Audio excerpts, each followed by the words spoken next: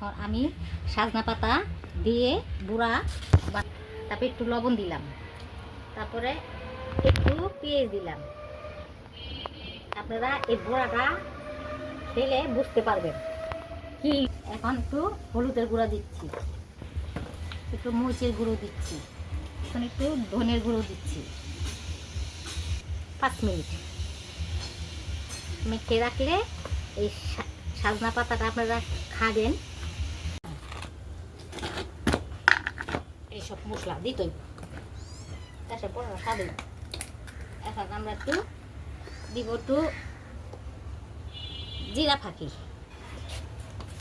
এখন একটু দিব মরিচের গুঁড়ো, এখন দিব একটু হলদির গুঁড়ো, এখন দিব ধইনা পাতা, এখন দিব একটু স্বাদ মতন লবণ। এই তারপরে এখন একটু মাখা মাখা করব, মাখা মাখা হলে জিনিসটা খেতে ভালো লাগবে।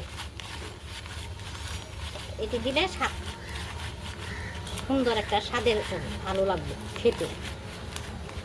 এটা আমি এক লগে কাঁচামরিচ মিক্সার করে ফেলাইলাম। এখন আমি ডাইলে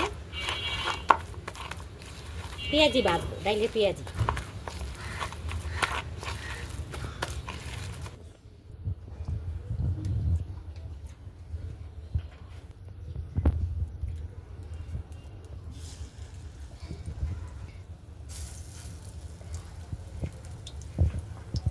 তাই আমি পেঁয়াজিটা বানাই দিতেছি।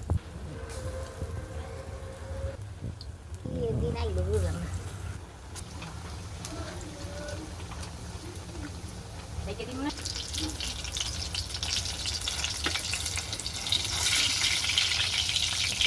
কাকা উল্টায় না দিলে তো ইয়ে না।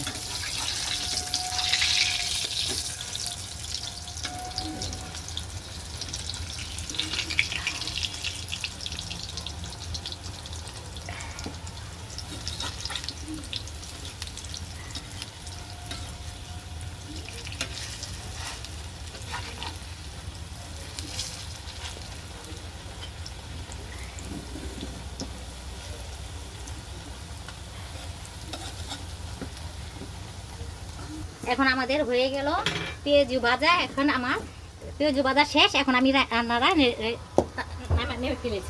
নেমে ফেলেছি। ধন্যবাদ। সাজনা পাতার বড়া বানাবো, সাজনা পাতার বড়া বানাবো। হ্যাঁ, এই বড়াটা বানাচ্ছি, আপনারা দেখেন।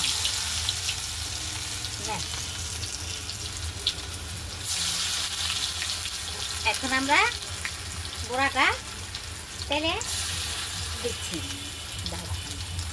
সাজনা পাতা বড়াগুলো উল্টিয়ে দিব যাতে পুড়ে না যায়। হ্যাঁ, এখন পুড়ে না যায়।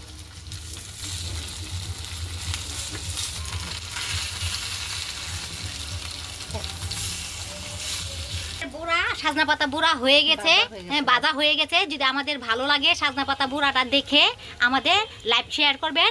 আপনার কাছে আমাদের অনুরোধ রইল।